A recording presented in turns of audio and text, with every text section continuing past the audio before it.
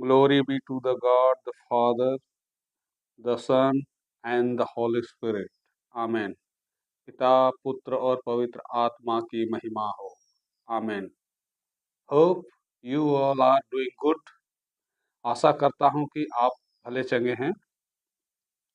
आज मैं आप सभी के साथ मूसा की कहानी शेयर करूंगा। यह कहानी मुझे साहस के क्षेत्र में और अगुवाई के क्षेत्र में बहुत प्रोत्साहित करता है। यह कहानी आपको बहुत साहसी और हिम्मत वाला बनाएगा और जिस काम का आप नेतृत्व कर रहे हैं उसमें सफल होने में कोई रुकावट नहीं होगी। खास तौर पर यदि आपके जीवन में प्रभु का बुलाहट है और उसके सेवकाई में लगे हुए हैं या उसकी सेवा कर रहे हैं, तो आप बहुत ही प्रोत्साहित और एनर्जेटिक फील करेंगे। तो आइए हम शुरू करते हैं कहानी मूसा का। पिता, पुत्र और पवित्र आत्मा के नाम में। आमेन। मूसा के माता पिता का नाम अमराम और जोकेबेद था। वे दोनों लेवी गोत्र से थे। मूसा का जन्म ऐसे समय में हुआ था जब मिस्र का फिरौन इस्राएली लड़कों को मारने का आदेश दे चुका था। मूसा की मां ने उसे बचाने के लिए एक टोकरी में रखकर नील नदी में बहा दिया, जिसे फिरौन की बेटी ने पाया और उसे गोद ले लिया। मूसा एक मिस्री राजकुमार के रूप में बड़ा हुआ, लेकिन उसने कभी अपनी इस्राएली पहचान नहीं भुलाई। एक दिन उसने एक मिस्री को एक इस्राएली को पीटते हुए देखा और गुस्से में आकर उस मिस्री को मार डाला। इस घटना के बाद उसे मिस्र से भागना पड़ा। वह मिद्यान के रेगिस्तान में चला गया और वहां एक चरवाहा बन गया। यहीं पर मूसा का जीवन हमेशा के लिए बदल गया। होरे पर्वत पर उसे एक जलती हुई झाड़ी दिखाई दी, जो जल तो रही थी पर भस्म नहीं हो रही थी। जब मूसा उसके पास गया तो झाड़ी में से परमेश्वर की आवाज आई। परमेश्वर ने मूसा को बताया कि उन्होंने इस्राएलियों की पीड़ा देखी है और वह उन्हें मिस्र की गुलामी से बाहर निकालना चाहते हैं। उन्होंने मूसा को इस काम के लिए चुना और उसे फिरौन से बात करने और इस्राएलियों को गुलामी से बाहर निकालने का आदेश दिया।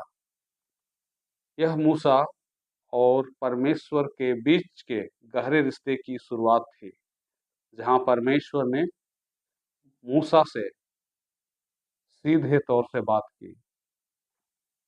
मूसा का नेतृत्व बहुत ही चुनौतीपूर्ण था। वह फिरौन के सामने खड़ा हुआ और उसने बिना किसी डर के परमेश्वर का संदेश दिया। उसने परमेश्वर के दिए हुए 10 चमत्कार, जिसे विपत्ति भी कहते हैं, देखे। उन्होंने आखिरकार फिरौन को इस्राएलियों को जाने देने के लिए मजबूर किया। रेगिस्तान की यात्रा के दौरान मूसा ने इस्राएलियों का नेतृत्व किया। यह एक मुश्किल काम था, क्योंकि लोग अक्सर कुड़कुड़ाते थे, शिकायत करते थे और मूसा पर भरोसा नहीं करते थे। जब उन्हें प्यास लगी तो मूसा ने चट्टान से पानी निकाला। जब वे भूखे थे तो परमेश्वर ने आकाश से मन्ना नामक भोजन खाने को भेजा। इन सभी चुनौतियों में मूसा ने हमेशा परमेश्वर की आज्ञा का पालन किया और लोगों का मार्गदर्शन किया। मूसा का सबसे महत्वपूर्ण नेतृत्व का काम सीनाई पर्वत पर हुआ। यहीं पर उसे परमेश्वर से 10 आज्ञाएं और अन्य कानून मिले। उसने इन कानूनों को लोगों तक पहुंचाया और उन्हें परमेश्वर की इच्छा के अनुसार जीवन जीने का तौर तरीका सिखाया। परमेश्वर के साथ मूसा का रिश्ता। मूसा और परमेश्वर का रिश्ता अद्वितीय था। बाइबल में कहा गया है कि परमेश्वर मूसा से आमने सामने बातें करते थे, जैसे कोई व्यक्ति अपने दोस्त के साथ बात करता है। या किसी अन्य भविष्यवक्ता के साथ ऐसा रिश्ता कभी नहीं हुआ था। मूसा परमेश्वर की इच्छा को समझने और उसे लोगों तक पहुंचाने का माध्यम बना।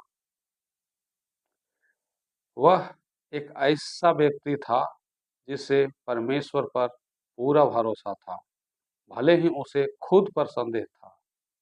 मूसा को परमेश्वर ने इस्राएलियों को वादे के देश, जिसे प्रोमिस लैंड भी कहते हैं, तक ले जाने का काम सौंपा था। हालांकि उसके जीवन के अंत में वह केवल दूर ही से उस देश को देख सका, उसमें प्रवेश कभी नहीं कर सका। मूसा की कहानी हमें यह सिखाती है कि कैसे एक साधारण व्यक्ति परमेश्वर के बुलावे पर महान काम कर सकता है और कैसे परमेश्वर अपने चुने हुए लोगों के साथ गहरा और व्यक्तिगत रिश्ता बनाते हैं। आशा करता हूँ कि मूसा की कहानी से आप सभी को जरूर कुछ सीखने को मिला होगा। यदि ऐसा है तो कमेंट जरूर करना, ताकि अगले वीडियो बनाने में मुझे खुशी मिलेगी। धन्यवाद।